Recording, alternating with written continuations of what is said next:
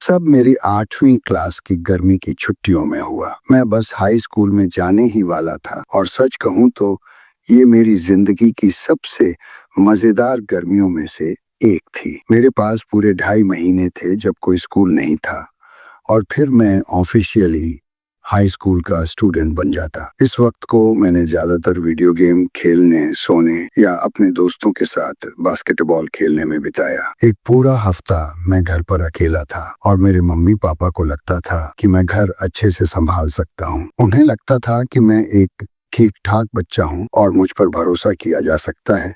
तो हमारे लिए ये कोई बड़ी बात नहीं थी और वैसे भी मेरे पास मोबाइल फोन था। अगर कुछ गड़बड़ होता तो मैं किसी को कॉल कर सकता था। पापा ने मुझे अपना एक क्रेडिट कार्ड भी दे दिया था ताकि अगर भूख लगे और घर का खाना पसंद ना आए तो कुछ ऑर्डर कर सकूं। सच कहूं तो मैं बहुत एक्साइटेड था कि पूरा घर सिर्फ मेरा था। बाद में कई लोगों ने मुझसे कहा कि ये तो गलत था कि मेरे पेरेंट्स ने मुझे इतने दिन अकेला छोड़ा, खासकर जब मेरी उम्र सिर्फ 14 साल थी। लेकिन मुझे ऐसा नहीं लगता। उन्हें भी नहीं लगा कि कुछ गलत होगा और ना ही मुझे। वैसे भी ऐसा बहुत कम होता था कि वो इतने लंबे समय के लिए बाहर जाते थे। सच कहूं तो मैं आज भी अपने मम्मी पापा के साथ ही रहता हूँ और अब मेरी उम्र 19 साल है। उस दिन के बाद से मैंने कभी भी 24 घंटे से ज्यादा का समय अकेले घर में नहीं बिताया। शुक्रवार की रात थी, करीब 11 बजे का टाइम रहा होगा जब मेरा फोन बजा। एक अनजान नंबर से मैसेज आया, बस लिखा था हे। मैंने रिप्लाई करके पूछा कौन हो, और वो बंदा अचानक से रूखा और चिढ़ा हुआ लगने लगा, जैसे उसे गुस्सा आ गया हो कि मैं उसे पहचान क्यों नहीं पा रहा। मैंने माफी मांग ली, ये सोचकर कि शायद कोई मेरा जानकार ही होगा। कुछ महीने पहले ही मैंने नया फोन लिया था और मेरे सारे कॉन्टैक्ट्स डिलीट हो गए थे। मैंने उन्हें ये बात समझाई, लेकिन फिर भी वो गुस्से में ही लग रहा था। वो मुझे तंग करने लगा और मुझे लगा कि कोई मस्ती कर रहा है। इसलिए मैंने फोन साइलेंट पर डाल दिया और वापस प्ले स्टेशन पर गेम खेलने लगा। करीब 10 मिनट बाद की बात होगी जब मुझे अपने बेडरूम की खिड़की पर दस्तक सुनाई दी। पहले तो लगा कि शायद मुझे वहम हो रहा है, लेकिन फिर भी मैंने सोचा कि चेक कर ही लूं कि बाहर कोई है या नहीं। मैंने खिड़की के पर्दे साइड में किए और बाहर झांका, लेकिन कोई नहीं दिखा। लेकिन मुझे यकीन नहीं हुआ। मैं जानता था मैंने दस्तक सुनी थी और अब मेरे मन में डर बैठने लगा था। मैंने घर के बाकी खिड़कियों से भी झांक कर देखा, शायद कोई दिख जाए, लेकिन कहीं कोई नहीं था। लेकिन उस अजीब सी खामोशी को मैं नजरअंदाज नहीं कर सकता था। ऐसा लग रहा था कि कुछ बहुत बुरा होने वाला है। मैंने मम्मी को कॉल करने के लिए अपना फोन निकाला तो देखा उसी अनजान नंबर से ढेर सारे मैसेज आए हुए थे और सबसे ताजा मैसेज में लिखा था, मैं यहाँ हूँ। मैं अपनी आंखों पर यकीन नहीं कर पा रहा था। ऐसा लग रहा था जैसे मेरे सारे डर और बुरे ख्वाब हकीकत में बदल गए हों। मैंने मम्मी को कॉल करने की कोशिश की, लेकिन देखा कि मेरे फोन में कोई नेटवर्क नहीं था, जो कि हमारे घर में बहुत ही अजीब बात थी। हमारे घर में हमेशा फुल सिग्नल रहता है, कभी भी ऐसा नहीं हुआ कि नेटवर्क न मिले। अब मैं सच में डर के मारे कांप रहा था और समझ ही नहीं आ रहा था कि क्या करूं। मेरे पास किसी से संपर्क करने का कोई तरीका नहीं था और मुझे लगने लगा कि अब मैं फंस चुका हूं। मैं उस शख्स को वापस मैसेज करना चाहता था कि मुझे अकेला छोड़ दो, लेकिन नेटवर्क न होने की वजह से वो भी मुमकिन नहीं था। अगर आप सोच रहे हो कि मैंने वाईफाई से iMessage क्यों नहीं भेजा, तो इसलिए क्योंकि वो बंदा आईफोन यूजर नहीं था। मैं लिविंग रूम में इधर उधर चक्कर काट रहा था, तभी अचानक मुझे बाहर से कुछ आवाजें सुनाई दी। मैं आवाज की दिशा में गया जो पीछे वाले यार्ड की तरफ थी और ध्यान से सुनने लगा। कोई जोर जोर से बचाओ बचाओ चिल्ला रहा था बार बार। मेरा दिल इतनी जोर से धड़कने लगा जैसे अभी सीने से बाहर निकल जाएगा और मेरा पहला रिएक्शन यही था कि ये कोई जाल है। लेकिन जैसा कि मैं हूँ और इतने सालों तक बॉक्सिंग की ट्रेनिंग ली थी, मुझे लगा कि मुझे खुद के लिए खड़ा होना चाहिए और मुझे पता था कि अगर मैं अब कुछ नहीं करूंगा तो आगे चलकर और बुरा हो सकता है। तो मैंने वो किया जिसकी किसी ने उम्मीद नहीं की थी। मैं घर से बाहर पीछे वाले यार्ड में चला गया और वहां एकदम सन्नाटा था, सिर्फ झिंगुरों की आवाज आ रही थी। मैं कुछ सेकंड तक चुप खड़ा रहा, फिर जोर से चिल्लाया, ए सुन, कौन है? मजाक मत कर मुझसे, अगर पंगा लिया तो खत्म भी करना पड़ेगा। मेरी बात खत्म होते ही दूर से एक बहुत तेज रोशनी मेरी तरफ चमकी। हमारा घर काफी बड़े प्लॉट पर है और पीछे एक बहुत बड़ा यार्ड है जिसमें ढेर सारे पेड़ हैं। जो भी था वो सीधा मेरी तरफ टॉर्च मार रहा था, जैसे जानबूझकर मुझे चिढ़ाने की कोशिश कर रहा हो। फिर वो रोशनी इधर उधर घूमती हुई मेरी तरफ और घर की तरफ आने लगी और फिर अचानक बंद हो गई और उसी पल फिर से वही आवाज आने लगी। कोई फिर से मदद के लिए चिल्ला रहा था। मुझे लगा अब या कभी नहीं। मैं भागकर घर के अंदर गया, गैराज में गया और अपना पुराना बेसबॉल बैट उठा लाया और फिर से बाहर गया जंगल की तरफ। उसी दिशा में जहां मैंने पहले वो टॉर्च की रोशनी देखी थी। अब मेरा दिल धक धक करने लगा था, क्योंकि मुझे जरा भी अंदाजा नहीं था कि आगे क्या होने वाला है। जैसे जैसे मैं उस दिशा में आगे बढ़ रहा था, मेरी बेचैनी और डर दुगना होता जा रहा था। मुझे यकीन ही नहीं हो रहा था कि मैं ऐसी हालत में हूँ, और अचानक मुझे एहसास हुआ कि मैं बहुत बेवकूफी कर रहा हूँ। जैसे ही मैं पीछे मुड़ने ही वाला था कि वापस घर चला जाऊं, जंगल के अंदर से किसी की आवाज आई, जिसे मैं देख नहीं पाया। उसने कहा, ए भाई, इधर हूँ मैं। इतना अंधेरा था कि मुझे कुछ भी साफ साफ दिखाई नहीं दे रहा था, बस पेड़ों की काली परछाइयां ही दिख रही थी। मैंने पूछा, कौन है? फिर सामने से आई उस आवाज ने धीरे से कहा, शांत रहो। उसने मुझसे मदद मांगी और कहा कि वो किसी पेड़ से बंधा हुआ है और किसी ने उसका अपहरण कर लिया है। ये सुनते ही मैं और ज्यादा डर गया। हालांकि मुझे लग रहा था कि शायद ये एक चाल हो सकता है, लेकिन मेरा दिल कह रहा था कि इस आदमी की मदद करनी चाहिए। मैंने कहा, भाई, सब ठीक हो जाएगा, तू शांत रह, मैं अभी पुलिस को फोन करता हूँ, बस रुके रहना। तभी वो मुझ पर चिल्लाने लगा, नहीं, अभी मदद कर, तू समझ नहीं रहा, वो थोड़ी देर में वापस आकर मुझे मार डालेगा। उसने कहा। मैं बहुत अजीब हालत में था, बस सही काम करना चाहता था। मैंने कहा, ठीक है, मैं आ रहा हूँ, तू है कहाँ? उसने जवाब दिया, बस सीधा चलते रह, मैं तुझे देख सकता हूँ। अब मेरा दिल इतनी तेज धड़क रहा था कि खुद हैरान था मैं बेहोश क्यों नहीं हो गया। मेरे मन में हजारों बातें चल रही थीं और अब मैं पूरी तरह जंगल के अंदर था। करीब 20 से 30 सेकंड चलने के बाद मुझे एक परछाई दिखी, इंसान जैसी,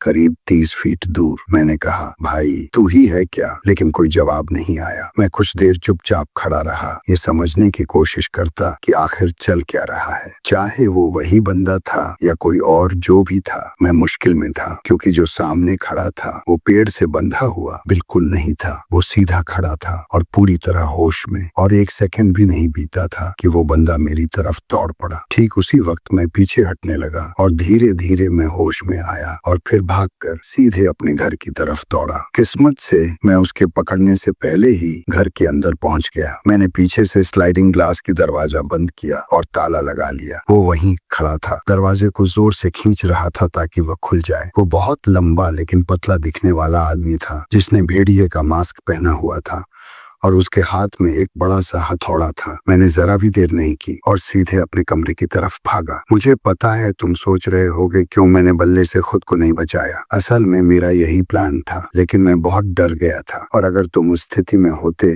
तो तुम भी डर जाते। मैं अपने लिविंग रूम में इधर उधर पेसिंग कर रहा था और फोन चेक कर रहा था, पर फिर भी नेटवर्क नहीं आ रहा था। मेरा दिमाग घुमा गया था और मैं चीखने लगा और अपने सोफे को घूंसे मारने लगा। मैं बहुत गुस्से में था और अब मैं खुद को कमजोर महसूस करना बंद करना चाहता था। मैं लगभग बाहर जाकर उस आदमी को मारने ही वाला था, लेकिन फिर मैंने दूसरा तरीका अपनाया। मैंने धैर्य रखा और सच में 1 मिनट बाद ही वो मेरे घर के सामने दरवाजे पर दस्तक देने लगा। मैं दरवाजे पर गया और बोला, आओ अंदर, देखता हूँ अगर तुम मेरे घर में एक भी कदम रखो तो क्या होता है। बाहर तुम नहीं निकल पाओगे, ये पक्का है। फिर वो हंसने लगा। मैं चुप रहा और वापस अपने कमरे में चला गया। दस्तकें तेज होती गईं और फिर वो चिल्लाने लगा। मुझे नहीं पता था वो क्या बोल रहा था, लेकिन मुझे लगा वो मेरा मजाक उड़ा रहा था। कुछ मिनट ऐसे ही बीते और तभी मैंने लिविंग रूम की खिड़की टूटने की आवाज सुनी। मैं तैयार हो गया और अपने खुले हुए कमरे के दरवाजे के पीछे छुप गया। बस उसका इंतजार करने लगा कि वो अंदर आएगा।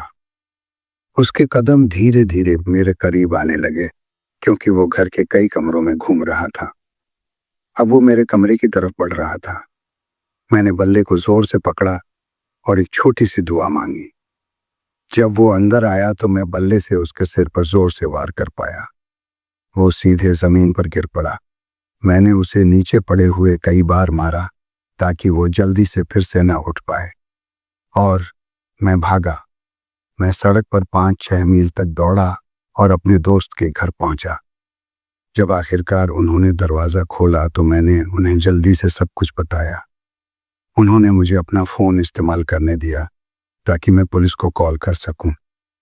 पुलिस के कुछ ऑफिसर मेरे घर भेजे गए और कुछ मेरे दोस्त के घर भी। मैंने फिर अपने माता पिता को फोन किया और वो घर आने लगे, लेकिन वे 2 घंटे से दूर थे, इसलिए देर होने वाली थी। मैंने पुलिस को पूरी बात बताई और पता चला कि मैंने उस आदमी को मार दिया था। मुझे नहीं पता था वो मर गया है या नहीं, जब तक पुलिस वाले ने मुझे नहीं बताया। मुझे डर था कि मैं मुसीबत में पड़ जाऊंगा, भले ही मैंने कुछ गलत न किया हो, क्योंकि ये मेरी जान बचाने का मामला था। पुलिस ने मुझे पूछताछ के लिए ले गया और क्योंकि मैं तब नाबालिग था, उन्होंने मेरे माता पिता को भी बुलाया। हाँ, मैंने एक आदमी को किशोरावस्था में मारा और उस घटना ने मेरी जिंदगी पूरी तरह बदल दी। मैं सुन्न, डरा हुआ और बेचैन रहा हूं। मैं तुम्हें नहीं बता सकता कि मुझे इस पूरे मामले के कितने बुरे सपने आते हैं। अब सब खत्म हो चुका है और ये कई साल पहले की बात है, लेकिन कभी कभी लगता है जैसे ये कल की ही घटना हो। मैं वो सब फिर से जीता हूँ, सारी खून खराबा, चिल्लाहट और सबसे ज्यादा मेरी मासूमियत।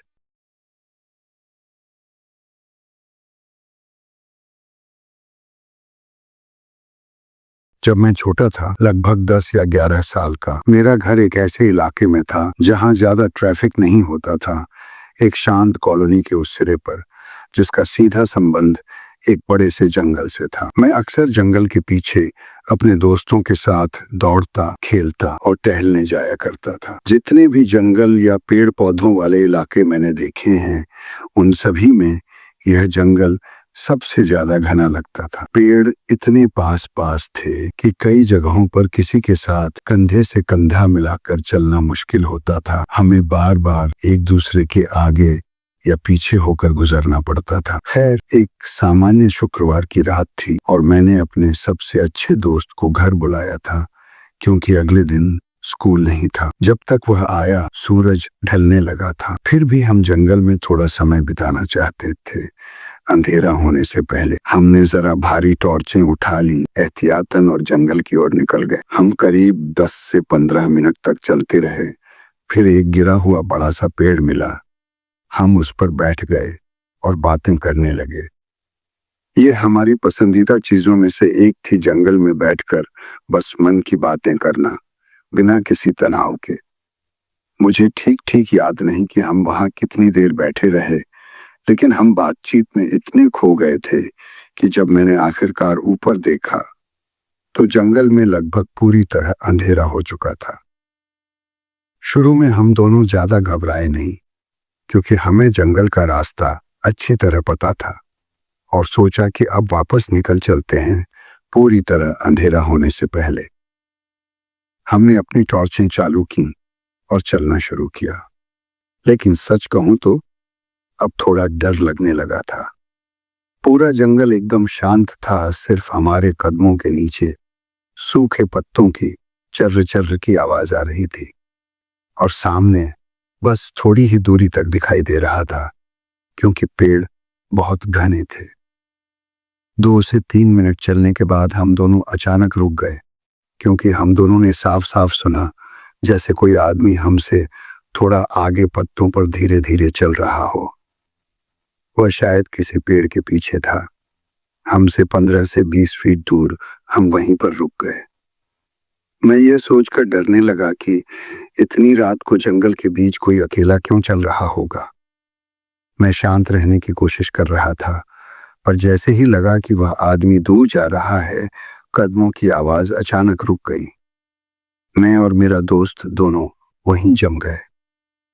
दोनों ने एक दूसरे की तरफ देखा, डर और उलझन के साथ। ऐसा लगने लगा जैसे अचानक सब कुछ एकदम चुप हो गया हो, हवा भी नहीं चल रही थी। जब मैं वहां खड़ा था, अपने दोस्त को देख रहा था, तभी मेरे शरीर में एक अजीब सी सनसनी हुई, जैसे कुछ बहुत बुरा होने वाला हो। बस 1 सेकंड के अंदर हमें अपने पीछे से पत्तों के चरमराने की आवाज आई, बिल्कुल करीब से। मेरे अंदर का डर अचानक सक्रिय हो गया और बिना कुछ सोचे मैं सीधे अपने घर की ओर दौड़ पड़ा। मैं दौड़ रहा था और मेरा कंधा बार बार पेड़ों से टकरा रहा था, क्योंकि रोशनी बहुत कम थी, कुछ दिखाई नहीं दे रहा था। मेरे पीछे भी कदमों की आवाज आ रही थी, पत्तों पर दौड़ने की। मैं चाहता था कि वह मेरा दोस्त हो, लेकिन डर के मारे पीछे मुड़कर देखा नहीं। करीब 30 सेकंड दौड़ने के बाद मुझे लगा कि वह कदमों की आवाज अचानक दाईं ओर मुड़ गई और दूर हो गई। इससे और ज्यादा डर लगने लगा कि यह कदमों की आवाज शायद मेरे दोस्त की नहीं थी, और मैं सोचने लगा, मेरा दोस्त कहाँ है? क्या वह सुरक्षित है? आखिर में मैं अपने बैकयार्ड तक पहुंच गया और तुरंत पिछले दरवाजे से अंदर चला गया। मैं पूरी तरह थक चुका था, सांस फूल रही थी। खिड़की से बार बार देख रहा था कि मेरा दोस्त कब आएगा। पर कुछ मिनटों के बाद मैं सच में चिंता करने लगा। मेरे माता पिता नीचे आए और पूछा कि मैं ठीक हूं या नहीं। उन्होंने मेरे चेहरे पर घबराहट देख ली थी। मैं उन्हें सब कुछ बताने ही वाला था कि तभी घर के सामने का डोरबेल बजा। मेरे पापा ने थोड़ा सा दरवाजा खोला डर के मारे। मेरा दोस्त अचानक अंदर घुसता हुआ भागता हुआ आया। उसने बताया कि जब मैं दौड़ा तो वह वहीं पर जड़ हो गया था, उसे समझ ही नहीं आया क्या करे। फिर उसने सुना कि 2 लोगों के कदम मेरे पीछे दौड़ रहे थे। कुछ मिनटों बाद उसने भी फैसला किया कि अब बस उसे भी भागना है, और वह भी मेरे घर की ओर दौड़ पड़ा। मेरे माता पिता ने तुरंत पुलिस को कॉल किया और पूरा वाकया रिपोर्ट किया, लेकिन उसका कभी कोई नतीजा नहीं निकला। किसी को पकड़ा नहीं गया। मैं और मेरा दोस्त आज भी उस रात के बारे में बात करते हैं, नई नई थ्योरीज बनाते हैं कि उस रात असल में क्या हुआ था। मेरा एक हिस्सा कहता है कि काश मैं पीछे मुड़कर देख लेता कि कौन मुझे दौड़ा रहा था, लेकिन दिल से जानता हूं कि उस जंगल में अगर पीछे देखता तो 5 कदम भी और नहीं चलता और सीधा किसी पेड़ से टकरा जाता। खैर, अब तक का वह मेरे जीवन का सबसे डरावना अनुभव था, और तब से लेकर आज तक अगर कभी भी रात के समय जंगल के पास होता हूं तो भीतर से अजीब सी बेचैनी महसूस होती है।